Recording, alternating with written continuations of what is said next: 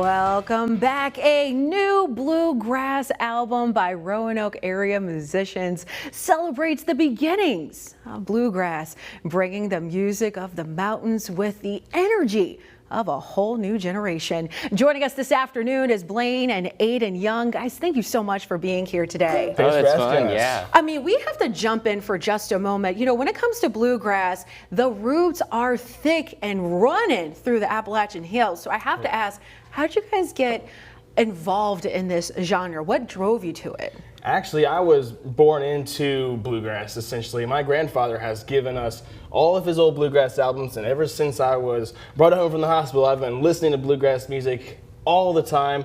And when I started playing music in general, I think I wanted to play bluegrass music. When I found a banjo for the first time at my grandparents' house, I felt it was God's way of saying, hey, you should learn to play bluegrass music.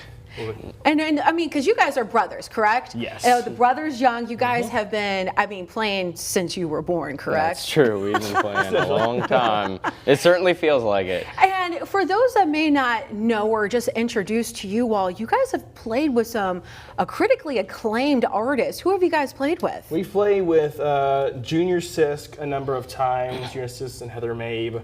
I'm trying to think of any other major artists. We've been on a couple albums with the Bent Mountain group, and yeah, we play. I mean, over the album, like of course, I can't remember their names right now. But on the Bent Mountain album, yes, there were some bigger names on that album that we played with. So. And what is it like for both of you to introduce a younger generation to this beautiful heritage that through music? So, the music that we are keeping alive is the classic bluegrass music that came out of Kentucky in the 1930s, 1940s, and a lot of the bluegrass music has evolved a lot through the years, and kind of this generation right now is exposed to something I call newgrass, which is kind of the newer bluegrass, but we're keeping the traditional bluegrass alive in all that we play. Now, for those that want to get a little taste, we're going to talk to them about that in just a moment, but you guys have a new album that's coming out.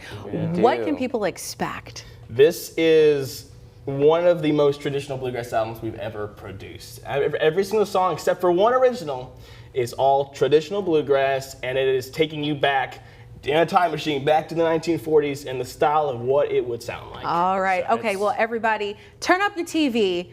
It's time to get foot stomping and enjoy some beautiful bluegrass music. Gentlemen, take it away. Here we go. 1, 2, 3, 4.